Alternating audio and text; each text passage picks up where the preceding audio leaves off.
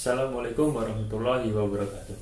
Habibun, perkenalkan, nama saya Melci Rahmatan Wicaksana dengan nomor NPM 182120100012, jurusan Teknik Mesin Fakultas Teknik. Di sini saya akan mempresentasikan materi mata kuliah Mekanika Fluida, yaitu Viscous Flow Impact, yang biasa kita kenal aliran viskos pada pipa. Sebelumnya kita mempelajari aliran viskos pada pipa, kita harus memahami konsep aliran pada pipa atau sistem-sistem perpipaan di mana fluida itu mengalir. Nah, masalah aliran fluida dalam pipa itu bisa kita garis besarkan menjadi 4. Yang pertama, sistem terbuka, sistem tertutup, sistem seri, dan sistem paralel. Untuk sistem terbuka, yakni aliran fluida mengalir pada suatu sistem atau kanal yang terbuka. Kita bisa asumsikan sebagai fluida atau air yang mengalir pada sungai, pada laut, pada danau, dan lain sebagainya. Namun, apabila fluida tersebut mengalir pada suatu kontrol volume yang tertutup, tapi tidak mengisi penuh kontrol volume tersebut, maka masih termasuk dalam sistem terbuka. Kalau sistem tertutup, yakni apabila fluidanya mengisi penuh kontrol volume pada suatu sistem atau pipa, itu termasuk sistem tertutup. Lalu untuk sambungannya atau penempatannya seri dan paralel.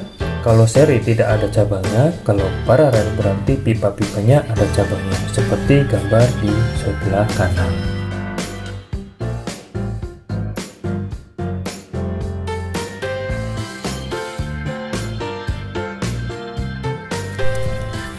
Lalu di sini ada hal-hal yang perlu diperhatikan untuk sebelumnya kita menghitung secara matematis aliran viskos pada suatu pipa. Lalu di sini ada hal-hal yang perlu diperhatikan untuk sebelumnya kita menghitung secara matematis aliran viskos pada suatu pipa. Kita harus memahami sifat fisis fluida itu tersebut, yakni yang pertama, tekanan, temperat, massa jenis, dan viskositas. Perlu diketahui, viskositas atau kekentalan dari suatu fluida sangat tergantung pada tekanan dan temperatur. Selain itu, kita harus memperhatikan faktor geometrik. Ada diameter pipa dan kekasaran permukaan pipa. Diameter pipa ini sangat berpengaruh untuk menghitung penampang pada fluida yang mengalir pada suatu pipa. Sedangkan kekasaran permukaan pipa ini lebih kepada gesekan akibat adanya viskositas dari fluida tersebut.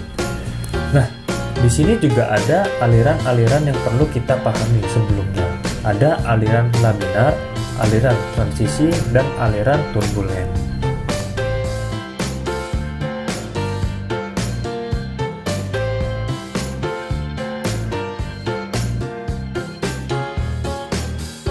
Untuk lebih jelasnya, di sini saya akan menjelaskan aliran turbulen.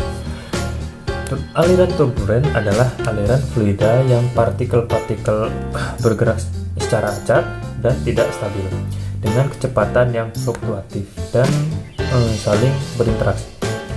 Di sini bilangan Reynolds-nya itu lebih dari 4000 apabila dalam suatu grafis, maka akan menghasilkan bentuk garis yang berfluktuasi seperti gambar ini.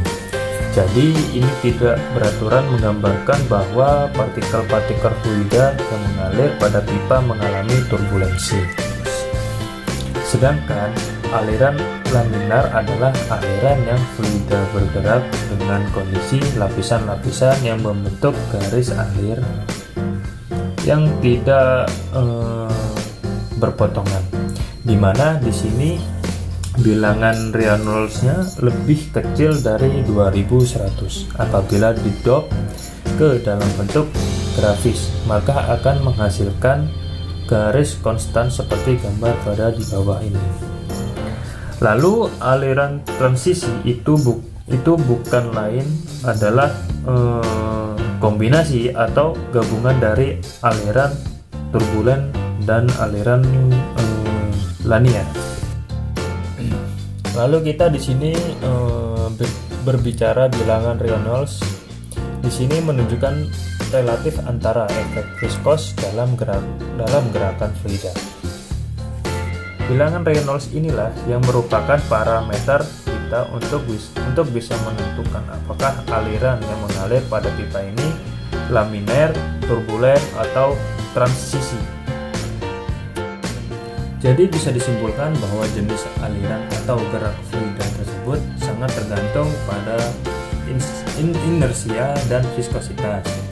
Nah, di sini ada rumusnya yang paling konsepnya adalah Reynolds. Itu pada dasarnya adalah rasio dari inersia dan gaya fluida itu sendiri, yang pada akhirnya menghasilkan bentuk lebih kompleks, yakni Reynolds sama dengan RO dari fluida atau massa jenis dari fluida dikalikan dengan kecepatan fluida, lalu dikalikan dengan diameter pipanya dibagi dengan viskositas dari fluida itu sendiri. Nah, jadi ini ada gambarnya di sini untuk bisa lebih memahami rumus yang sudah dijabarkan di sini.